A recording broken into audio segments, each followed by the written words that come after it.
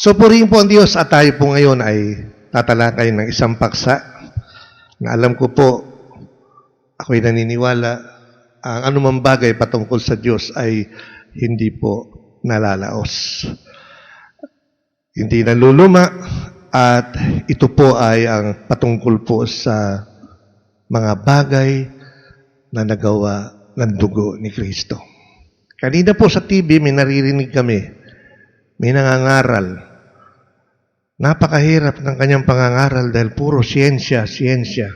At tila sa kanyang pangungusap ay gusto niyang pawalan ng kabuluhan, ng lumikha ng langit at ng lupa ay ang Diyos. Ayan ang mahirap, Samantalang itong ating banal na kasulatan ay simple lang po ang pagtuturo, kung ba't di pa nila tanggapin, na ang ating Diyos, ang ating Panginoon na nagsabing, ako ang daan, ako ang katotohanan at ako ang buhay, ay siya nating Panginoon na nagbubo ng dugo sa krus ng Kalbaryo. At mahalaga po na ito ay ating malaman sa yung sinasabing knowing it by heart. Na ibig sabihin kahit wala po ang banal na kasulatan, ay maaari nating may paliwanag sa simpleng pamamaraan, ang patungkol po sa mga bagay na nagawa ng dugo ni Kristo. Napakahalaga po nito, mga kapatid. Ito po ay ating doktrina, ating pong paniniwala bilang isang Kristiyano. At tayo lang po ang pwedeng mag-preach ng ganito sapagkat wala naman pong ibang maraming leader sa mundo. Lalahatin ko na po. Pero wala pong naging bisa ang kanilang mga dugo. Sila'y namatay, naubusan na sila ng mga dugo. Pero yung kanilang mga dugo po na naubos, kung saan man yung naubos, hanggang sila'y namatay, wala pong naging pakinabang. Hindi yon nakagawa ng mga bagay na katulad ng nagawa ng dugo ng ating Panginoon. Iisa lang po talaga ang ating Panginoon. Bago po ang lahat, tayo po muna ay manalangin. Aming Diyos, kami po ay nagpupuri, nagpapasalamat na sa umaga na ito ay papaksayin namin ng napakahalagang bagay at pinakamahalagang bagay, Panginoon. Dahil ang lahat, O Diyos, ay nakaatang, O Diyos, sa iyong banal na dugo na bumubo sa krus ng Kalbaryo. It's all in your blood, O God. At Diyos, tulungan niyo kami, Espiritu Santo, na sa patnubay at gabay niyo ay amin pong itong mabigyan ng liwanag sa pamagitan ng liwanag ng katotohanan na nasasaad sa iyong banal na kasulatan. Tulungan niyo po kami at samahan, Espiritu Santo, at sa ilalim ng iyong pamatnubay po namin iniiwan ang lahat. Ito po ang aming nagkakaisang panalangin, kalakipang parasalamat sa pangalan ni Jesus na aming Panginoon at aming tagapagligtas. Amen and amen. Palakpakan po natin ang ating Diyos. Hallelujah.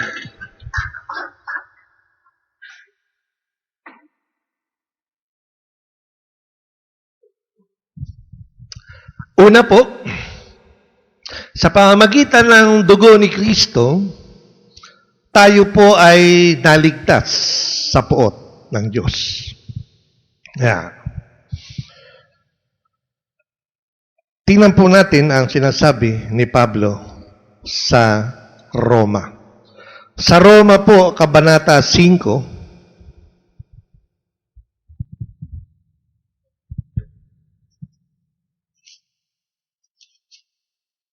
ang talata ay 9. Romans 5:9, ito po ang sinasabi, at ngayong napawalang sala na tayo sa pamamagitan ng kanyang dugo, lalo ng tiyak na maliligtas tayo sa puot ng Diyos sa pamamagitan niya. Ayun. So, ang dugo po ni Kristo ay nagsilbing pamawi, sa puot ng Diyos. Dahil ang Diyos po ay napuot sa kasalanan na ginawa ng tao, kaya po, mga kapatid, yung puot na yun ng Diyos ay napawi, sa pamamagitan ng dugo ni Kristo. Kaya kung ibabackdrop po natin sa Genesis, doon po nagsimula kasi, sa fall of man, Kabanata 3 po, sa pagbagsak ng tao ay doon po, no? Doon po nagsimula na ang tao'y mapawalay sa Diyos at ang nagpawalay na yun ay yung pong kasalanan. At mula po noon ay, ayun na, nagpatuloy na. Ano po? At dahil ang Diyos ay isang Diyos na makatarungan, natural lang po na siya ay humingi ng hustisya sa ginawa ng tao. At dahil ang Diyos po ay napuot sa kasalanan na ginawa sa paglabag, ganun po man dahil ang Diyos po ay Diyos ng pag-ibig, ang Diyos po ay gumawa ng kaparaanan para mapawi ang kanyang puot. Sa Genesis po, wala pa si Kristo. So, nung matuklasan ng Diyos na sila'y nagkasala, di ba? Dahil nagtago na sila matapos kumain nung bunga ng punong kahoy in the tree, the fruit of the tree of knowledge of good and evil. So, anong nangyari po doon? Napuot nga po ang Diyos at imbis na sa kanila ikonsumo, yung puot ng Diyos. Sa 3:21 ng Genesis din ay nakalagay po doon na kung saan ay pinalitan po ng Diyos ang kanilang mga kasuotan. Dahil nagtakip sila ng dahon ng igos, At ang ginawa ng Panginoon ay pumatay po ng hayop. At yung balat ng hayop ang siya pong pinangdamit sa kanila. Ayun po, no? Kaya nakita po natin na naroroon na po, no? Sabi ng iba, wala namang dugo na binabanggit dyan, Okay, sentido común. Ang hayop, hindi mo mababalatan yon ng buhay. Pag nabalatan mo ang hayop, mamamatay po yun. At siyempre, hindi mo pwedeng tanggalin ang balat ng hayop nang hindi magdudugo. Amen po ba, mga kapatid? Kasi kung minsan, merong mga masyadong ma-technical. Pero ang mga theologian po ay may tawag dyan. Yan po yung kung tawagin ay conventional passage. So alam po natin yun. Sabi ko po sa inyo yan.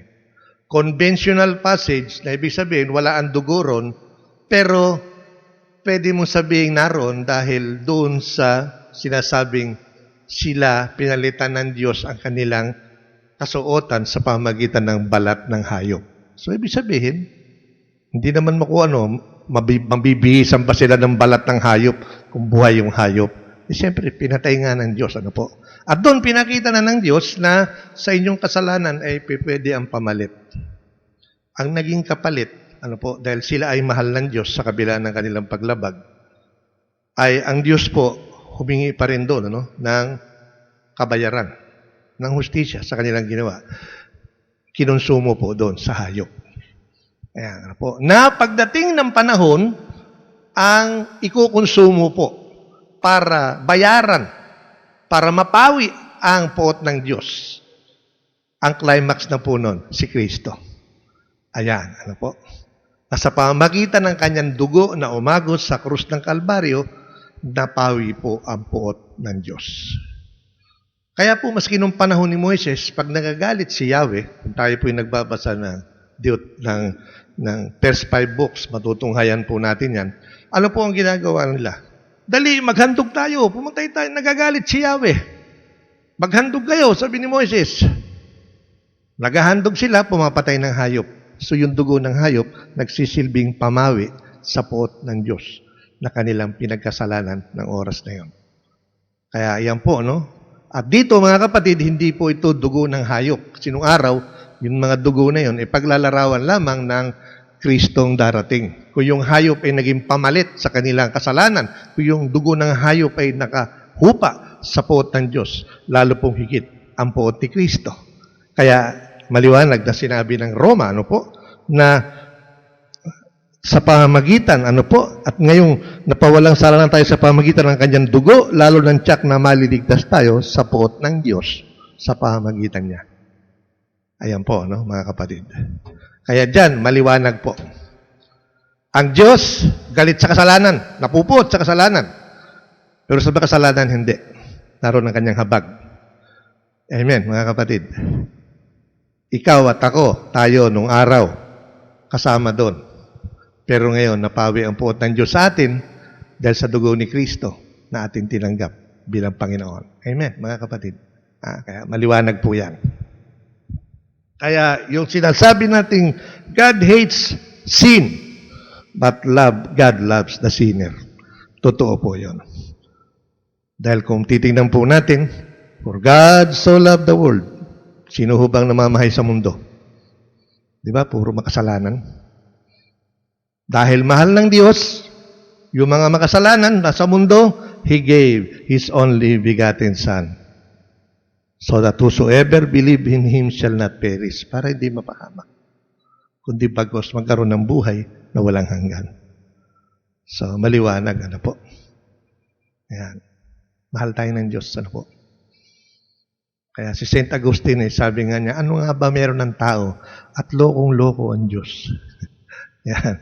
Yung po ay parang, ano man tawag dito, komentaryo na lang niya. No? Sa totoo po, kung titingnan natin, di ba? Pwede tayong di natubusin eh. Nagkasala ka, magdusa ka. Sa tao, ganun, di ba? Nagkasala ka, di magdusa ka, bahala ka sa buhay mo. Pero ang Diyos po, hindi, no? Nagalit siya sa kasalanan, nagbigay ng puot sa kanya. Pero sa kabila po ng lahat, ano po, umiral ang kanyang pag-ibig. Doon sa makasalanan, niligtas pa rin. Ano po? Kaya, ayan po, no, mga kapatid. Naligtas po tayo sa puot ng Diyos. At si Kristo po ang naging kabayaran nito. Sa Roma pa rin, nasa Roma 5 tayo ngayon, atras tayong konti, mababasa po natin doon sa 3:24. Ayan. 3:24, yung po ang sabi, gayunman dahil sa kanyang kagandahang loob ay pinawalang sala sila sa pamagitan ni Kristo Jesus na nagpalaya sa kanila. Kaya, mabuting balita dahil kung pupunta pa tayo sa Kabanata 5, 9 at 11, ayan, makikita po natin doon na mula sa pagiging kaaway ay naging kaibigan tayo ng Diyos sa pamamagitan niya, si Kristo. Ano po? Kaya ito ang sabi, mga kapatid, dati tayo mga kaaway ng Diyos, ngunit ngayon tinanggap pa niya tayong mga kaibigan, alang-alang sa pagkamatay ng kanyang anak. Kaya tiyak ang pagkaligtas natin sa pamamagitan ng pagiging buhay ni Kristo. Hindi lamang ito, nagagalak tayo at nagpupuri sa Diyos sa pamamagitan ng ating Panginoong Hesukristo, sapagkat dahil sa Kanya ay tinanggap tayo ng Diyos ng mga kaibigan niya. From enemies to friends of God. I am a friend of God. Diba? Inaawit natin yan, diba? I am a friend of God. Yung iba, I am afraid of God. Hindi po, a friend of God. Pareho kasi yung tunog, ano po. Naalala ko yung Dolores. The Lord reigns. Doon po sa mga dumagat, Dolores, pa-rejoice, rejoice, pa-rejoice. Let the earth rejoice, let the earth rejoice. Yan, ganun po, no? Kaya ayan, nililinaw po natin, ano? From enemies of God to friends of God. Bakit po? Dahil kay Kristo. So, dati po, sa atin ng Diyos, ano po? Ngayon, nawala na. Ngunit, kung ikaw ay hindi tatanggap sa Panginoon, yun po, nakamatayan mo yun. Yun, ang puot ng Diyos ngayon sa sayo. Di mo tinanggap yung magpapahupa ng kanyang galit si Kristo, dugo ni Kristo, ano po. Nakamatayan mo. Ang iba, matigas, ayaw. Yun, ang puot ng Diyos. Doon mo tatanggapin. Pero hanggat buhay tayo, hindi natin pwede sabihin na wala nang pag-asa yan, makasalanan yan. Pupuntang impyerno yan. Totoo. Biyaheng impyerno. Tayong lahat naman nung ganun, di ba? Pero pag nakahirit yan, nakatanggap sa Diyos, pupunta sa langit yan. Di ba yung magnanakaw, biyaheng impyerno? Yung isa, di ba? Yung isa, hindi tumanggap, yung bumiyahe. Ay yung isa tumanggap, biyaheng langit ang nangyari. Magnanakaw sa krus, di po ba mga kapatid? Ayun. Nawala yung puot ng Diyos sa kanya dahil kay Kristo na kanyang tinanggap. Kaya yan po, no, mga kapatid. Yan ang naging bunga, ang nagawa ng dugo ni Kristo. Naligtas tayo sa puot ng Diyos. Ayan. Kaya, pwede mo na sabihin yan. I am a friend of God because of Christ. Pareho nang tayo ni Abraham. Di ba? Sabi ng Diyos, ang kaibigan kong si Abraham. Ngayon, pwede mo angkinin yun. Ako, kaibigan na rin ng Diyos. Ang kaibigan kong si Fred, sabi ng Diyos. Ang kaibigan kong si Boy, sabi. Ang kaibigan kong si Julie. Ayan po. Tayo po, naging kaibigan na ng Diyos. Kaya tayo naman maging puno ng pag-ibig sa mga kaaway ng Diyos. Ano po? Sa akin po, nirebuke ako ng Diyos noon eh. Huwag kang ganyan. Alalahanin mo nung araw, kaaway ka rin ng Diyos bago ka naging kaibigan niya. Kaaway ka rin nung araw eh. Ikaw ay isang kaaway na inibig ng Diyos. Kaya huwag ka masyadong mahigpit sa mga kaaway ng Diyos. Nagbukas pangalawa, pagtanggap kay Kristo yan, hindi na yan kaaway ng Diyos. Pareho na kayong kaibigan ng Diyos niyan. Amen, mga kapatid? Kaya purihin po ang Diyos. At pangalawang, nakamta natin ang kapatawaran sa ating mga kasalanan. Yun ang nagawa, sa pangnagawa ng dugo ni Kristo. Okay, ayan po. Ito po pinasulat ko na. Hebreo 9:12. Ayan. Minsan lamang pumasok si Kristo sa dakong banalan at ito'y sapat na. Hindi dugo ng mga kambing at bisirong baka.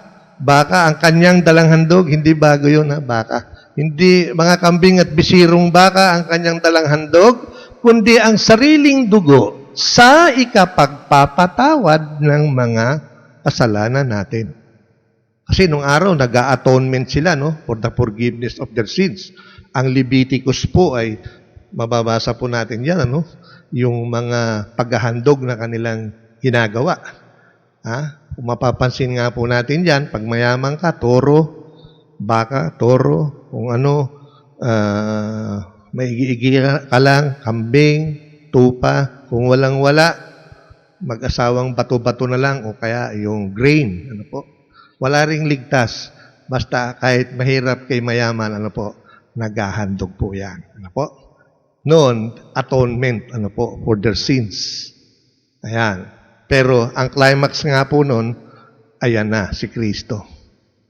Yung dakong kabanal-banalan na kung saan pumapasok doon yung saserdote, para idulog ang kanilang kasalanan, taon-taon po yun, itong Kalbaryo, yan po ay nagsilbing dakong kabanal-banalan. Dahil nga po, ang gumanap na noon si Kristo. At alam natin, ang Kalbaryo, hindi na po uulitin yan. Sa muling pagparito ng Panginoon, hindi na po siya pupunta sa krus. Siya pupunta rito para tayo'y kunin upang kung saan siya naroon, tayo'y naroon din. Amen? Mga kapatid, ayun ang magandang balita ron. At dito, babalik po tayo rito, minsan lamang pumasok si Kristo sa dakong kalbanal-banalan. At yun ay sapat na. Kaya salitang sapat na, wala na take to yun. So, ang dala niyang dugo ay hindi sa bisirong baka o kung kaninong dugo. Mismong dugo niya. Sa ikapagpapatawad ng kasalanan natin. Kaya kung aabanti tayo sa Hebreo pa rin 9:22, po sabi ron? Ayon sa kautusan, halos lahat ng bagay ay nililinis sa pamamagitan ng dugo. At walang kapatawaran ng kasalanan kung walang pagbububo ng dugo. There will be no forgiveness for sins where there's no remission of blood. There will be, where there's no shedding of blood, there will be no remissions for sins. So, kita nyo mga kapatid. Pwede bang sabihin, hindi naman po tayo naninira. Pwede bang kung ikaw isang Muslim, pwede ba sabihin yun? Where there's no shedding of blood of Muhammad, there will be no remissions for our sins, we who are Muslims. Hindi yun nila pwede sabihin yun. Dahil ang dugo ni Muhammad hindi po nakagawa ng paglilinis. Tanging ang dugo lang po, no? Ni Kristo. Si Buddha, wala rin po, ano? Kaya nga, lahat na ng leader, eh. Ano po? Hindi nila pwedeng i-preach na ang mga nagawa ng dugo ni Buddha, ang mga nagawa ng dugo ni Muhammad, ang mga dugo na nagawa ni ganito-ganon na leader, wala po. Totoo lang po. Di ho sila pwedeng mag-sermon ng ganon. Tayo pwedeng mag-sermon dahil sinasabi po yan ng banal na kasulatan. Ito po, nakasulat na. Pag sinabi mo sa tao at pinaliwanag mo yan, may kaligtasan yung tao. Mawawala siya sa poot ng Diyos, mapapatawad ang kanyang kasalanan. Kung bakit po, yung kanina ngay napakinggan ko, Diyos ko, pagkalalim-lalim pa ng binibigay sa tao. Ang kano po nasabi ko, ano naman, sabi ko ito mga kano, sabi ko kay Gerald, mga kano, tanyo tuwa palakpak pa, napakadaling bulahin. Kung sabihin ng Pilipino madaling bulahin, di po. Tingin ko, mas madaling bulahin ng mga Amerikano. Ang Pinoy, matanong pa di ba? Mabusisi, ano ba yan? Unang-una, pagkakapirahan ba yan? Kaya, di ba? Hindi yung basta madadala ang Pinoy. Sila nando na yun, pinakitaan ng kung ano-ano mga planeta. Ayan, bandang huli, baka magwakasyon, galing tayo sa planetang Ur. Ayan, dali lang po.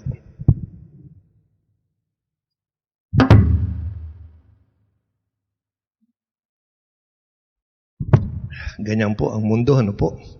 Kasabay ng pagtanda ng mundo, tumatanda na rin ang tao. At walang nauulyanin ang bata. Ano po? Kaya purihin po ang Diyos. Kung Kristiyano ka, maulyanin ka man, pero sa salita ng Diyos. Amen. Manginig ba ng baba mo, pero ang ibubuka niyan, tama pa rin. Alam ko, sa dugo lang ni Kristo ako ay maliligtas. So, tama, maski kalog na baba mo, di ba? Amen, mga kapatid. Hello. Dalawa na lang kami tatay, friend. Mukhang tayo talaga magkaedad na lang dito. Okay, at ano po ang resulta? Tingnan natin, ano po? Kaya sa Roma pa din, ayan, mapalad, sabi ron, sulat ni Apostol Pablo, ano po? Mapalad daw ang pagsuway ay pinatawad na. At ang mga kasalanan ay napawi na. Mapalad ang taong ang kasalanan ay nilimot na ng Panginoon. Ilang words po dyan, keywords ang ating nakita. Pinatawad, napawi, nilimot. O, ay di ba mapalad yun? Kung ikaw ay tinanggap mo si Jesus, eh talagang pwede mong sabihin, walang pagyayabang yun, dahil hindi naman galing sa iyo yun eh. Kapatid o kaibigan, mapalad ako, bakit? Dahil ang tinanggap ko si Kristo, ang pagsuway ko ay pinatawad na.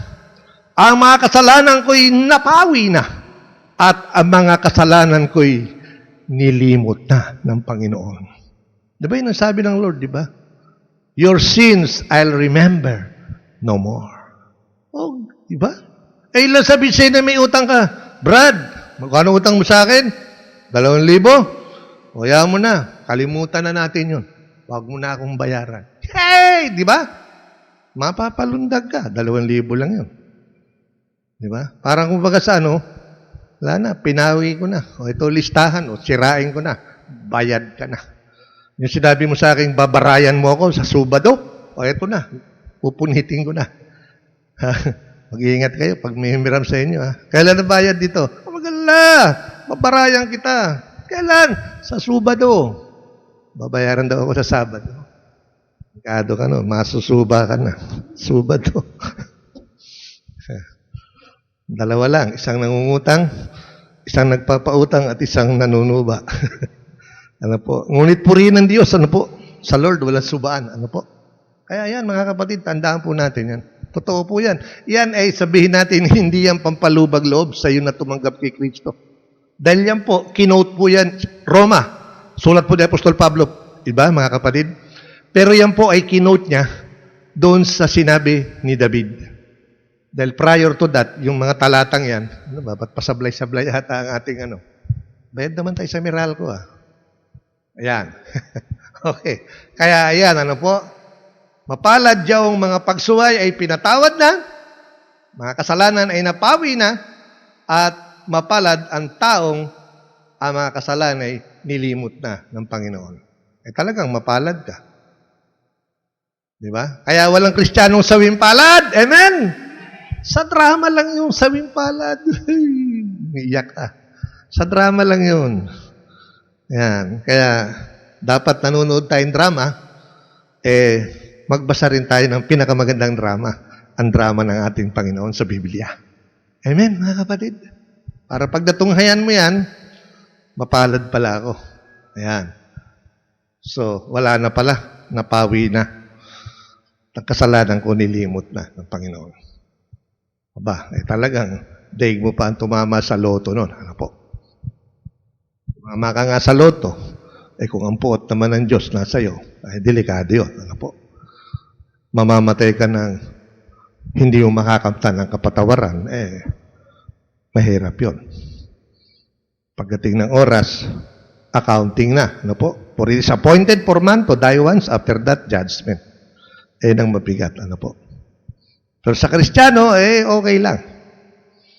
Bakit? Makakaharap ka dahil sa pamamagitan ni Kristo. Igan, ako tumanggap kay Kristo. Ang kasalanan ko napawi na. Ikaw, tinanggap mo? Hindi. Naku, nakalista yan. Patay. Ano po? Siyempre. Aklat ng mga gawa. Dalawa ang aklat, di ba? Aklat ng buhay at aklat ng mga gawa. Binuksan ang aklat ng buhay, sabi sa Revelation, at binuksan ng isa pang aklat, ang aklat ng mga gawa. Hahatulan ang tao ayon sa kanyang mga ginawa. Kaya ang Diyos po talagang makatarungan yan. Kung kayo po ay nakabasa ng ito ang inyong buhay, yung pamphlet natin na pinamimigay, ang ganda ho nun. Ito ang iyong buhay, so bago itapon sa impyerno yung hindi tumanggap sa Diyos, o ito ang buhay mo, ipaplas na ganyan. Ito ginawa mo mula nung araw hanggang ngayon. Maraming nangaral sa'yo, hindi mo ko tinanggap. Mas pinili mo yung lugar na pupuntahan ng mga demonyo. Kaya, yan. Kaya, paliliwanag sa'yo doon, nandun po, no? At batay doon ang grabidad. Kaya, ako naniniwala rin sa sinasabi ng ibang theologian, sa impyerno, meron yung, kumbaga sa binigyan niya ng category, high, low. Lahat nasa impyerno, pero merong mga nasa high, nasa low, nasa medium. Pero lahat yan, wala kay Kristo, nasa impyerno lahat. Kaya minsan yung biruan sa kursilyo, sabi ni Father Demen, kami niya na naginip kami na sa impyerno na. Hindi ko lang alam kung buhay pa si Father Demen. Sana tanungin ko, bakit ang daing pangalan Demen pa ang pinangalan sa ilang magulang mo? At ako niya nakatayo, hanggang dibdib ko ang apoy. At meron isa ron hinahanap si Cardinal Sin. Sabi ko, huwag kayo maingay. Nakatungtong ako kay Cardinal. Totoo yan, mga kapatid. Biro ho yan. Sa kursilyo. Kursilista ako noong araw. Magaling yung nagro-rolyo. Biniro niya po yan. Ano po? Biniro ni Father Demen yun. Nakatayo ako. Ibig sabihin, hanggang dito yung apoy, nakatungtong siya kay Cardinal. Hindi ko lang alam kung na-record yun. Malamang. Wala man ako nabalitaan na si Father Demen nasuspindi sa pagkapare. Ano po? Pero yun ay isang biro na totoo. Amen, mga kapatid. Pag namatay ka na wala kang Kristo, talagang doon ka. Yun ang sinasabing upang ang sino mang sumampalataya ay huwag mapahamak. Yung kapahamakan na yun, impyerno yun. Yun yung pinuntahan ng mayaman. Kaya ang iba ayaw lang maniwala. High-tech na ngayon, wala na yung impyerno. Sabi mo lang yun. Dahil gaano man kaunlaran ang teknolohiya, ang salita ng Diyos hindi mapapawi. Sinabi ba dyan? At pagdating ng panahon, dumating ang high-tech, dumating ang mga teknolohiya, mapapawi ang salita ng Diyos. Hindi. Heaven and earth shall pass away, but my words will remain forever, said the Lord. Di ba? Maliwanag yun. Kaya yung pinanghahawakan natin Kahit magka-high-tech na yan. May telepono nga ngayon, di ba? Yung sa cellphone. Ngayon, sensor yun.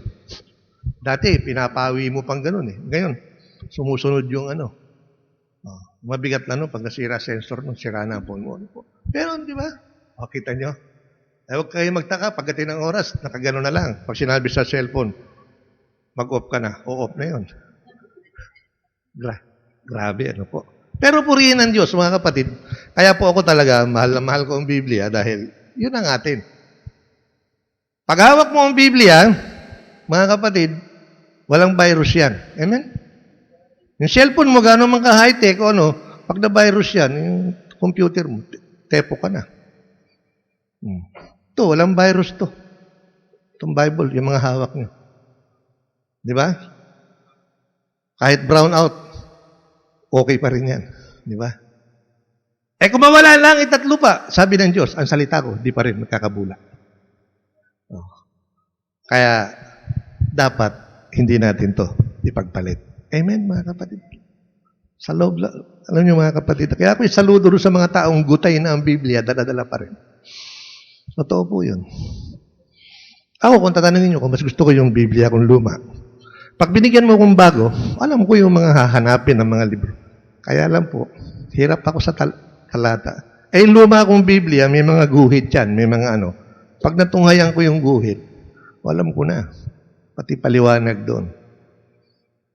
Di ba? Kaya, ang ganda ano po. Kaya sa amin, may kasabihan kami. Maruming Biblia, malinis na puso. Malinis na Biblia, maruming puso. Kasabihan lang ano po. Pero ibig sabihin, pag malinis ang Biblia mo, hindi mo binubuklat. Ang sabi ng Diyos, magsaliksik kayo. Ginagawa ng tao, sinisiksik. Ayan. Pagdating ng linggo, sasamba ka ta. Kaya naman, baka makita ni pastor, may alikabok pa ito. Di ba? Ayan ang problema kung isa. Ano po. Marumi ang Biblia, ibig sabihin, araw-araw, bawat oras, binubuklat. Di ba? Minsan, pati yung dulo, yung mga matatanda, yung dulo, nagkakaano, di ba? Di ba? Pero ako, mga kapatid, di ako gumaganon. Ang Biblia ko, masisira na, pero yung kanto niyan, mga kanto niyan, buo pa. Ay, anak ko, testigo. Kaya ako, galit na galit. Ano ba naman yung puro lupi na yung Bible mo? Ha? Ayan. Kasi nga, iba eh. Dito lang yan eh. Kasi pagbago, ang hirap po. Ito dati hirap akong buksan eh. Ngayon, madali na. Okay.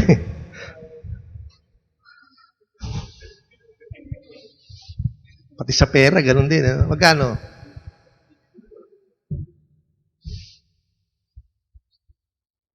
Pangatlo, sa pamagitan ng dugo ni Kristo ay nakamtan natin ang katubusan. Yan po. Unang Pedro 1:18-19. Ano sabi diyan? Alam naman ninyo kung anong ipinantubos sa inyong walang kabuluhang pamumuhay.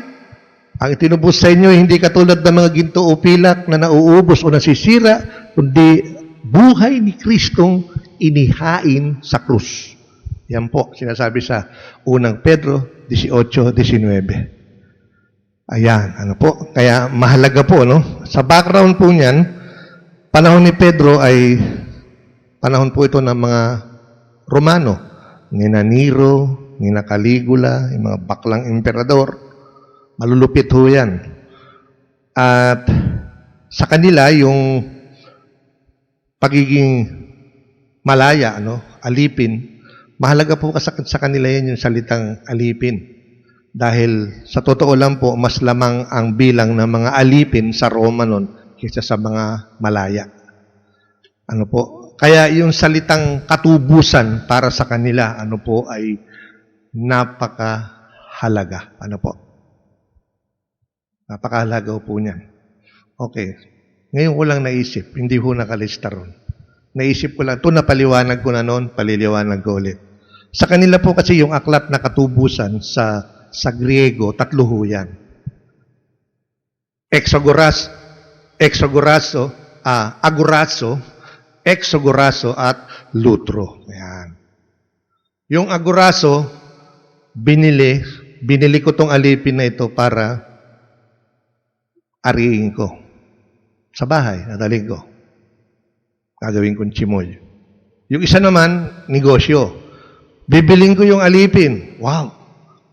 Si Matthew, parang si Daniel, Padilla.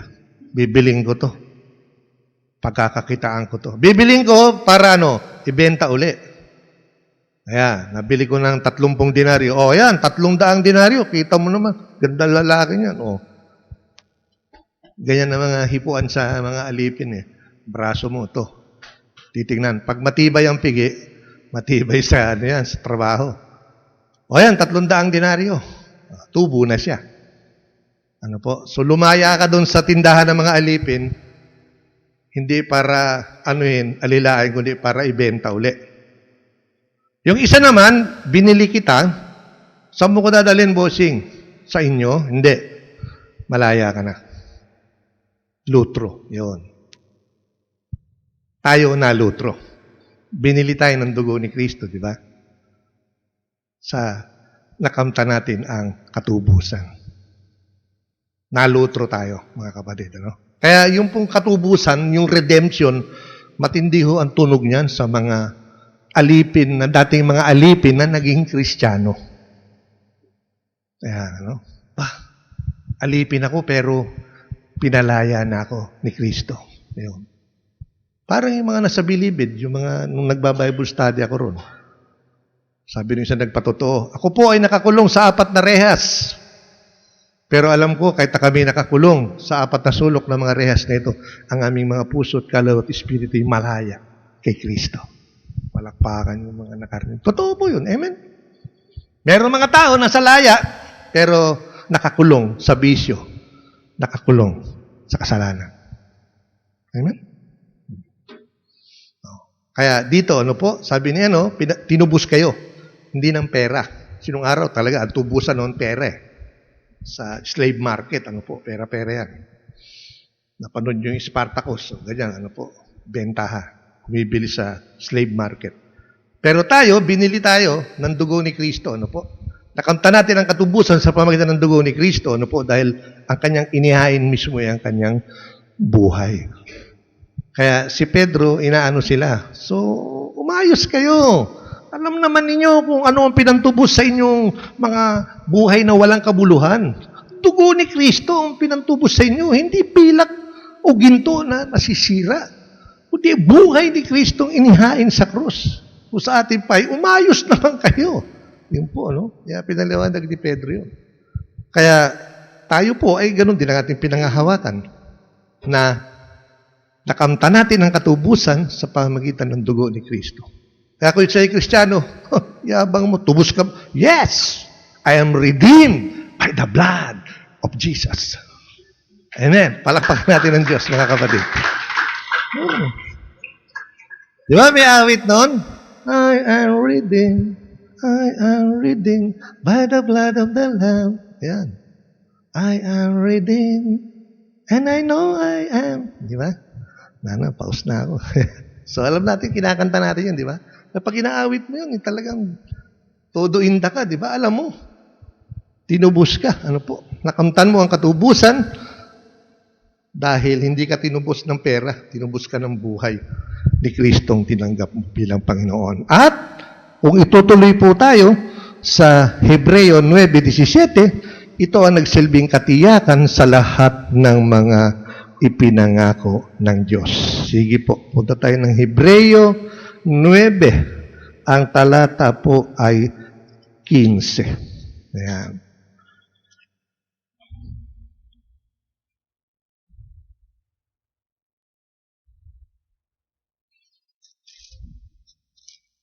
Nueve, 15.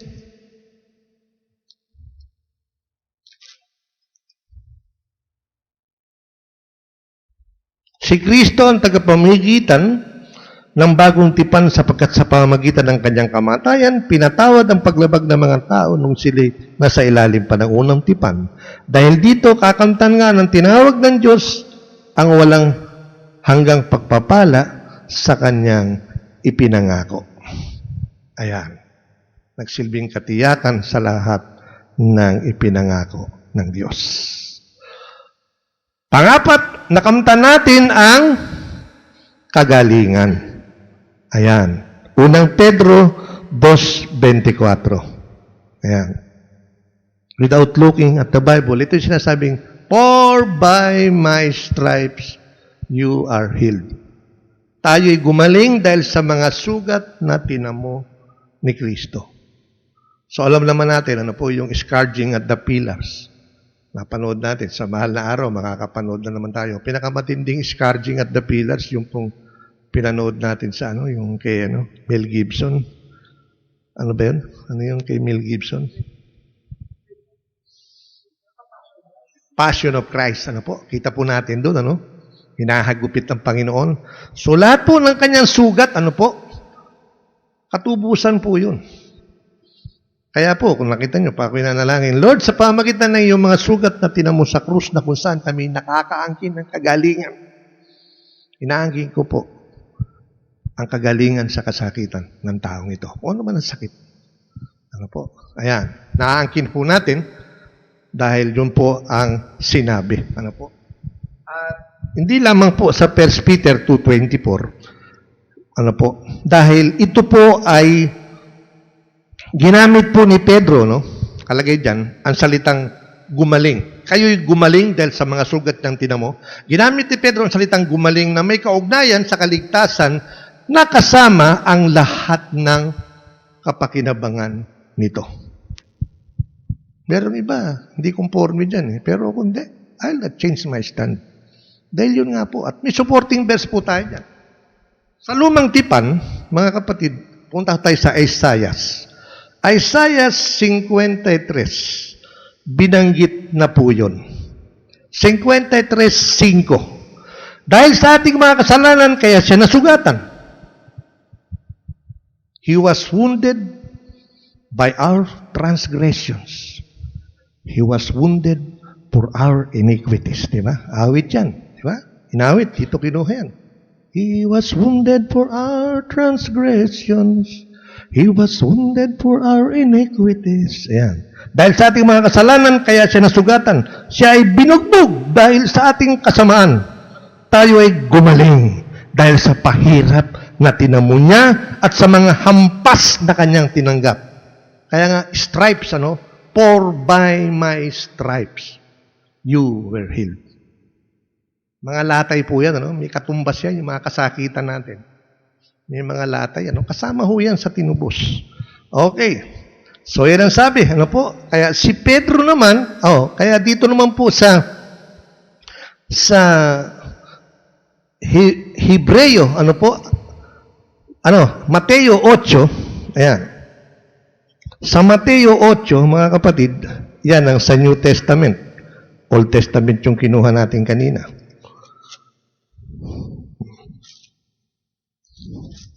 Ocho,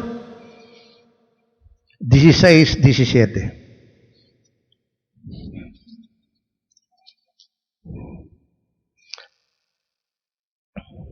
Ayan. Nang gabing yun, dinala kay Jesus ang maraming inalihan ng mga demonyo. Sa isang salita lamang ay pinalayas niya ang masamang espiritu. Eto na. At pinagaling ang lahat ng may karamdaman. Ginawa niya ito upang matupad ang sinabi ni Propeta Isaias.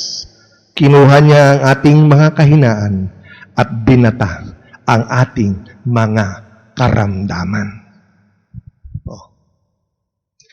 Kaya tama, di ba? Doon sa mga binasa natin, kaya ginamit ni Pedro ang salitang gumaling nang may kaugnayan sa kaligtasan na kasama ng lahat ng kapakinabangan dito.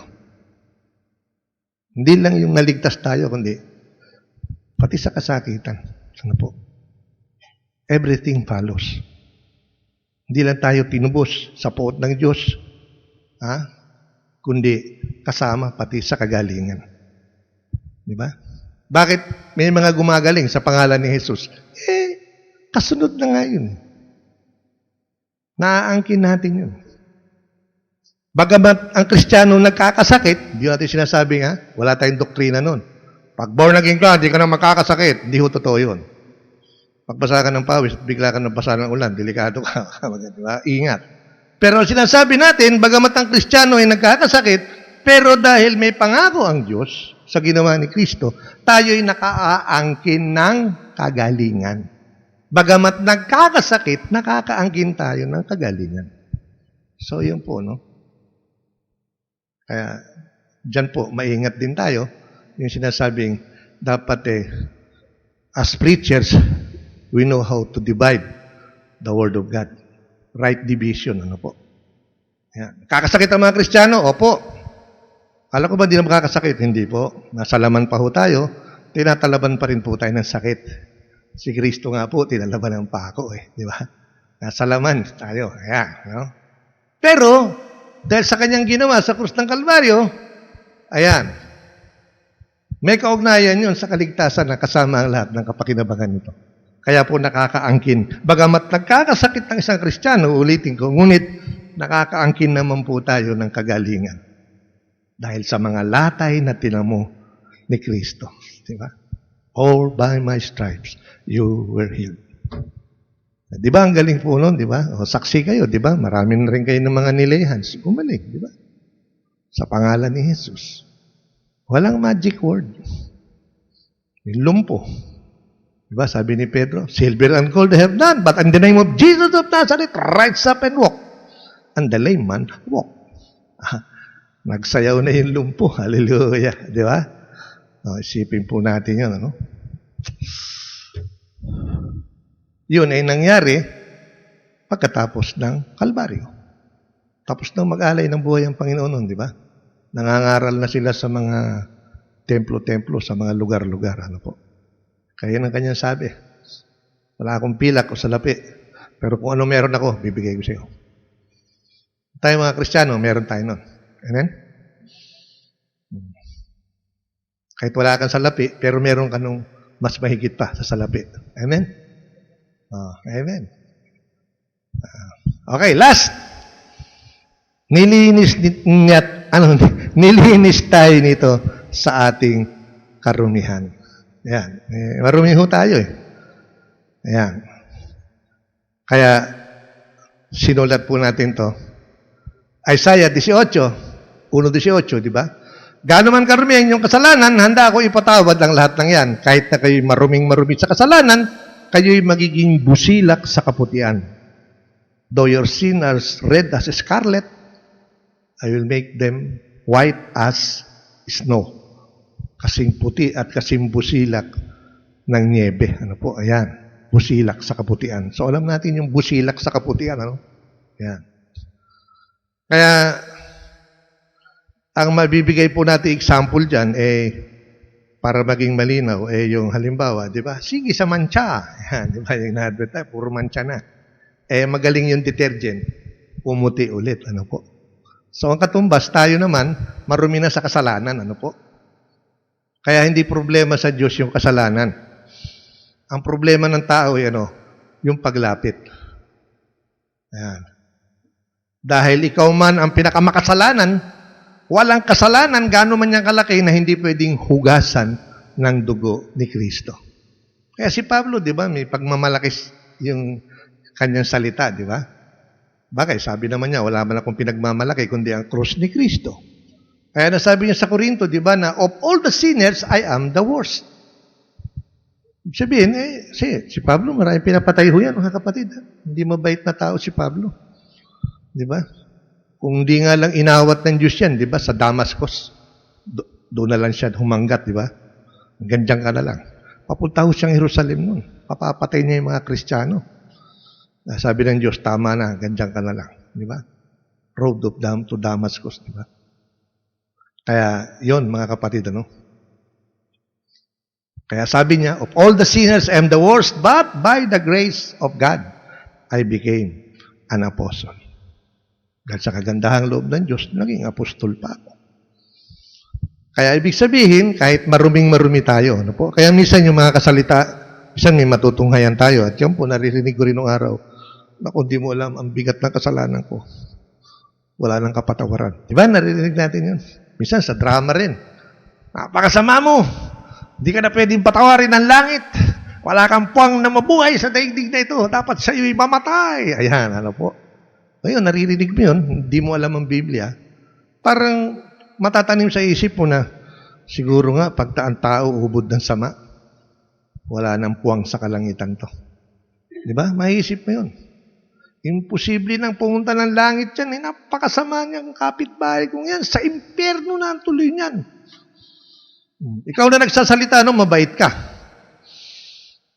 Pero ang problema nun, Kung yung kabaitan mo na yon, ay hindi mo natanggap si Kristo hanggang sa mamatay ka, yung kabaitan mo na yon, hahantong ka rin sa impyerno. Yung kapitbahay mo, sinasabi mong wala ng pag-asa, ubod na sama, ultima ora, nakatanggap sa Panginoon. Pagdating sa langit, marami pa magugulat. Di ba ito nang pakasama? Ba't ka nandito? Kasi ganyan, alam nyo mga kapatid, sa langit, 3 sorpresa naghihintay sa atin. Una, alam mo na ikaw'y nandun. Pangalawa, yung inaakala mong nandun, hindi mo makikita. At yung hindi mo akala ay mapupunta ron, nandun doon. Yung magnanakaw sa krus, marami magtataka, ba't ka nandito? Puro pagnanakaw ginawa nito nung araw, kapitbahay ko. Tapos na ito rito. At siguro, sabi ng magnanakaw, nakahirit ako eh. Ultima ora, di ba?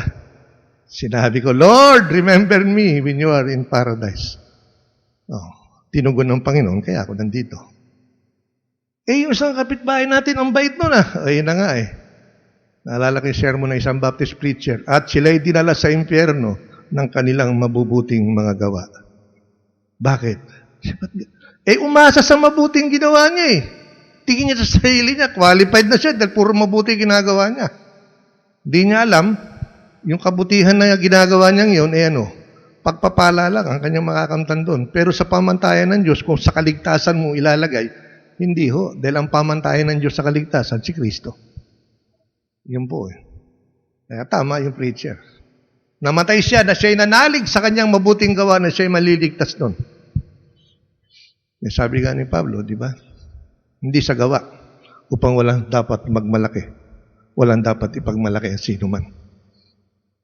Nangaligtas kayo dahil sa kagandahang loob ng Diyos pamagitan ng inyong pananampalataya kay Kristo. Aliwanag po yun, hindi sa gawa. Kaya, ayan. Nilinis tayo sa karumihan. Kaya dito malalaman mo na hindi problema. Kasi napakarumi mo man, kung lalapit ka sa Diyos, ang Diyos, magagawang ikaw ay linisin at paputiin, pusilak sa kaputian. Dahil walang bahid o walang kasalanan gano'n man to kalaki na hindi kayang hugasan ng dugo ni Kristo. Amen, mga kapatid? Lagay po natin sa isip natin na yan. Bisa sabihin natin, ano ba to? Siyempre, patuloy, nagkakasala pa rin po tayo. Wala na tayo sa pagiging sinner, pero sa pang-araw-araw na buhay, kakasala pa rin po tayo. Kasi sabi natin na a sinner, a Christian is not, a Christian is one who commits a sin, but he's no longer a sinner. Iba ho yung sinner eh. Halimbawa, ako ay prosti. Gabi-gabi, iba akong lalaki. Sinner ako noon. Nakilala ko si Kristo. Ako ngayon ay umalis sa pagka-prosti. Nagtindera na lang ako. Dispatchadora, halimbawa. Sa pagiging dispatchadora ko, siyempre, nagkakasala pa rin ako. Pero hindi na ako sinner. Kasi iba yung sinner sa committing a sin. Di ba? Magkaiba yun. Hindi pareho yun, mga kapatid. Iba yung dating magnanakaw ka, na ngayon, hindi ka na, nung dati, magnanakaw ka talaga, snatcher ka, sinner ka noon. Nakilala mo si Kristo, hindi ka na snatcher. Pero sa pagbabagong buhay mo, kakasala ka pa rin. Di ba? Ayan. Kaya, dapat po, ma-differentiate natin.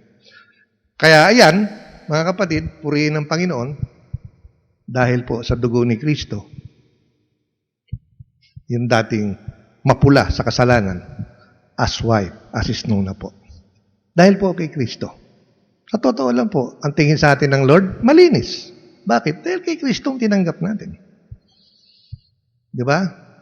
Yung pagpapawalang sala, therefore, having been justified by your faith in Christ, we have peace with God. Yamang kayo na pawalang sala na dahil sa inyong pananalig kay Kristo, tayo ngayon may kapanatagan sa harapan ng Diyos.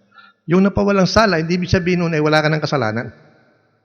God, by your faith in Christ, is declaring you righteous. Dinideklara ka lang ng Diyos na matuwid dahil kay Kristo sa anak niya na tinanggap mo.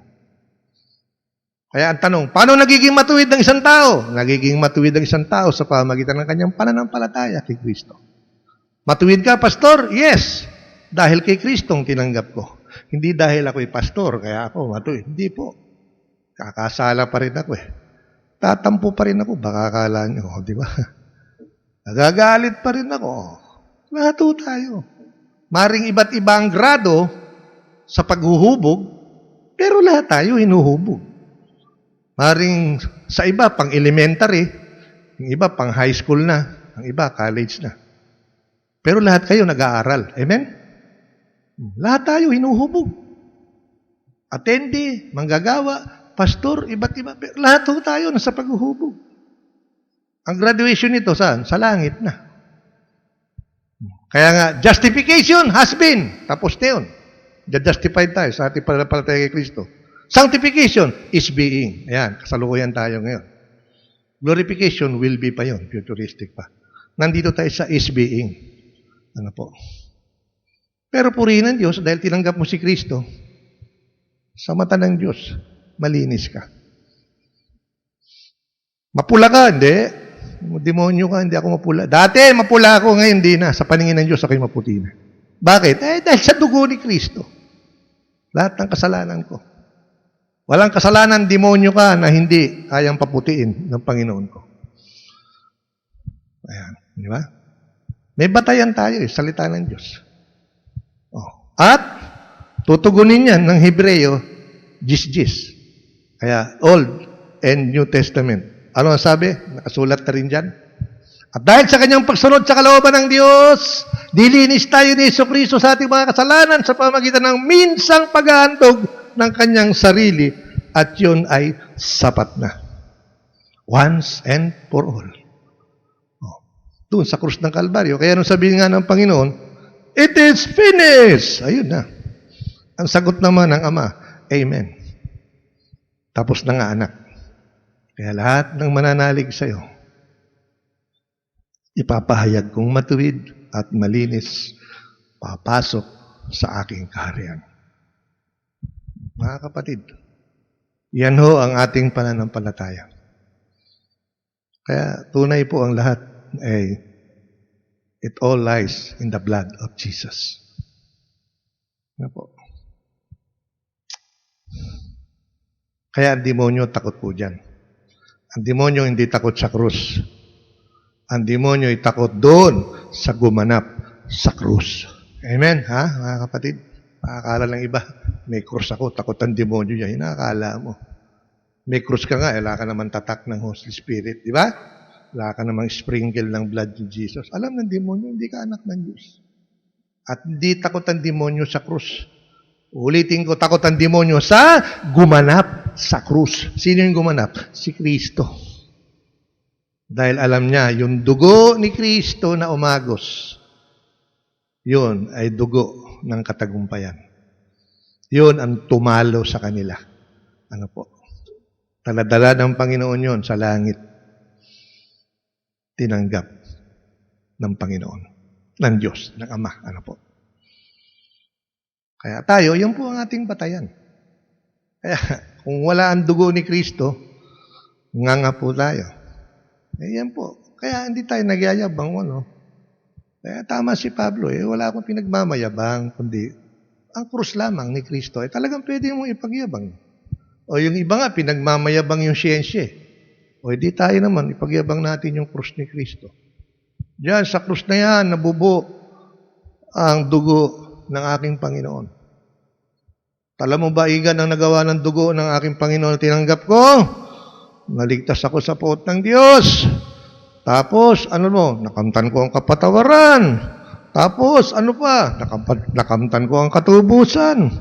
Oh, pwede pa akong manalangin ng kagalingan dahil nakamtan ko ang kagalingan. At, naging malinis ako sa paningin ng Diyos. Ang dumi mo, marumi ako. Pero dahil kay Kristo, malinis ako sa paningin ng Diyos. Totoo yun, mga kapatid. Di ba? Kaya yung posisyon po natin, naayos po yan sa pamagitan ng dugo. Kaya nagtataka lang ako ng iba, bakit nagagalit dun sa assurance of salvation. Kung talagang totoo tinanggap mo si Kristo, yan dugo na yan, ni Kristo.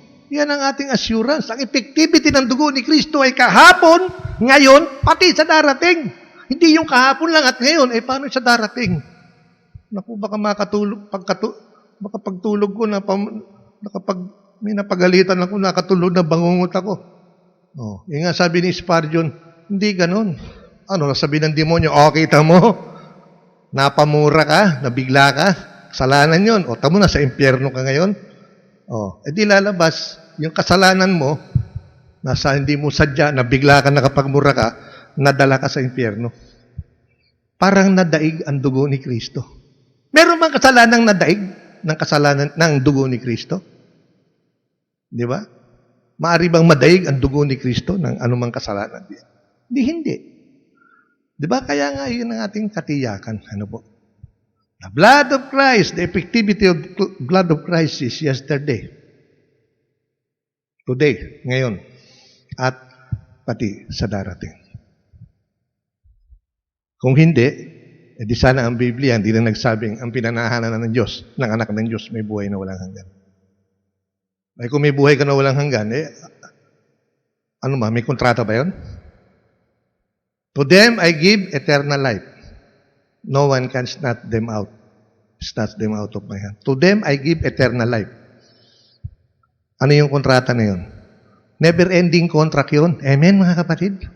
Punta kang Saudi, 10 years, 20, may ending contract yun. After 20 years, balik ka na ng Pinas. Sa Lord, hindi. Eternal life. Never-ending contract yun.